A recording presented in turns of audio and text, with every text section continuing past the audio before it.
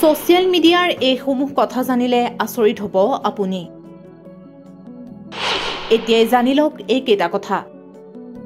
Social media হৈছে internet site আৰু এপসমূহৰ বাবে এটা শব্দ যিবোৰ আপুনি সৃষ্টি কৰা বিষয়বস্তু শ্বেয়াৰ কৰিবলৈ ব্যৱহাৰ কৰিব পাৰে। সোশ্যাল মিডিয়াই আনে পোষ্ট কৰা কণ্টেণ্টৰ প্ৰতিও সঁহাৰি জনাব পাৰে। তাৰ ভিতৰত ছবি, লিখনি, আনৰ পোষ্টৰ ওপৰত দিয়া প্ৰতিক্ৰিয়া বা মন্তব্য আৰু তথ্যৰ লিংক থাকিব পাৰে। সোশ্যাল মিডিয়া সাইটৰ ভিতৰত অনলাইন শ্বেয়াৰিঙে বহু লোকক বন্ধুৰ সৈতে যোগাযোগত থাকিবলৈ বা নতুনৰ সৈতে সংযোগ স্থাপন কৰাত সহায় কৰে আৰু সেইটো হয়তো আন বয়সৰ গোটতকৈ কিশোৰ-কিশোৰীসকলৰ বাবে অধিক গুৰুত্বপূৰ্ণ হয়। বন্ধুত্বই কিশোৰ-কিশোৰীসকলক সমৰ্থিত অনুভৱ কৰাত সহায় কৰে আৰু তেওঁলোকৰ পৰিচয় গঠনত ভূমিকা পালন কৰে। গতিকে সোশ্যাল মিডিয়াৰ ব্যৱহাৰে কিশোৰ-কিশোৰীসকলক কেনেদৰে প্ৰভাৱিত কৰিব সেয়া চিন্তা কৰাটো স্বাভাৱিক। সোশ্যাল মিডিয়াই সকলো কিশোৰ-কিশোৰীকে একেধৰণে প্ৰভাৱিত নকৰে। সোশ্যাল মিডিয়াৰ ব্যৱহাৰ মানসিক স্বাস্থ্যৰ ওপৰত স্বাস্থ্যকৰ আৰু অস্বাস্থ্যকৰ প্ৰভাৱৰ সৈতে জড়িত হৈ পৰে। এই প্ৰভাৱ এজন কিশোৰৰ পৰা আন এজন কিশোৰলৈ ভিন্ন ধৰণৰ হয়।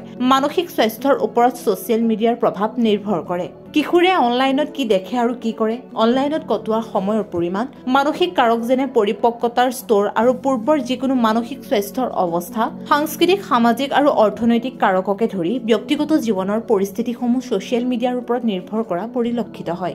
সোশ্যাল মিডিয়াই কিশোৰ-কিশোৰীসকলক অনলাইন পৰিচয়ৰ সৃষ্টি কৰিবলৈ, আনৰ সৈতে আড্ডা মাৰিবলৈ আৰু সোশ্যাল নেটৱৰ্ক গঢ়ি তুলিবলৈ দিয়ে। এই নেটৱৰ্কসমূহে কিশোৰ-কিশোৰীসকলক আন মানুহৰ পৰা সহায় আগবঢ়াব পাৰে যিসকলৰ চখ বা অভিজ্ঞতা সাধাৰণ। এনেধৰণে সোশ্যাল মিডিয়াই কিশোৰ-কিশোৰীসকলৰ লগতে আমাৰ সমাজ জীৱনত ভিন্ন প্ৰকাৰে প্ৰভাৱ পেলোৱা পৰিলক্ষিত হয়।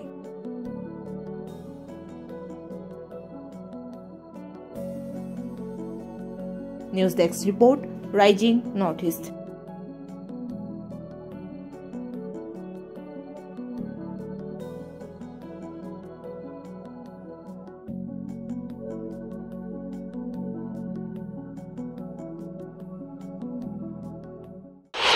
সোশ্যাল মিডিয়াৰ এইসমূহ কথা জানিলে আচৰিত হ'ব আপুনি।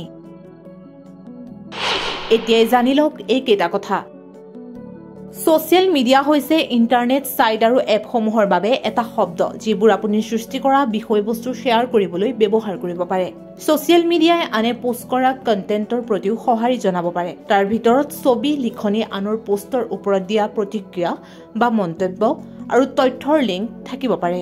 সোশ্যাল মিডিয়া সাইটৰ ভিতৰত অনলাইন শ্বেয়াৰিঙে বহু লোকক বন্ধুৰ সৈতে যোগাযোগত থাকিবলৈ বা নতুনৰ সৈতে সংযোগ স্থাপন কৰাত সহায় কৰে আৰু সেইটো হয়তো আন বয়সৰ গোটতকৈ কিশোৰ-কিশোৰীসকলৰ বাবে অধিক গুৰুত্বপূৰ্ণ হয়। বন্ধুত্বই কিশোৰ-কিশোৰীসকলক সমৰ্থিত অনুভৱ কৰাত সহায় কৰে আৰু তেওঁলোকৰ পৰিচয় গঠনত ভূমিকা পালন কৰে। গতিকে সোশ্যাল মিডিয়াৰ ব্যৱহাৰে কিশোৰ-কিশোৰীসকলক কেনেদৰে প্ৰভাৱিত কৰিব সেয়া চিন্তা কৰাটো স্বাভাৱিক। সোশ্যাল মিডিয়াই সকলো কিশোৰ-কিশোৰীকে একেধৰণে প্ৰভাৱিত নকৰে। সোশ্যাল মিডিয়াৰ ব্যৱহাৰ মানসিক স্বাস্থ্যৰ ওপৰত স্বাস্থ্যকৰ আৰু অস্বাস্থ্যকৰ প্ৰভাৱৰ সৈতে জড়িত হৈ পৰে। এই প্ৰভাৱ এজন কিশোৰৰ পৰা আন এজন কিশোৰলৈ ভিন্ন ধৰণৰ হয়।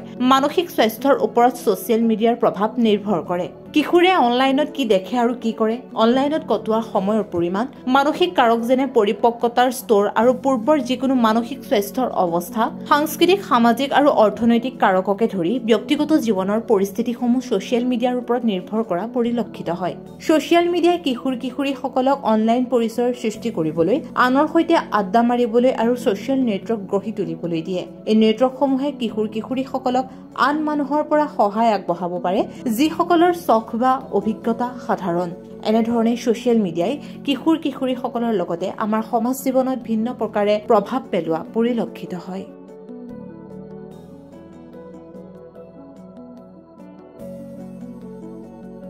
News desk report, rising north east.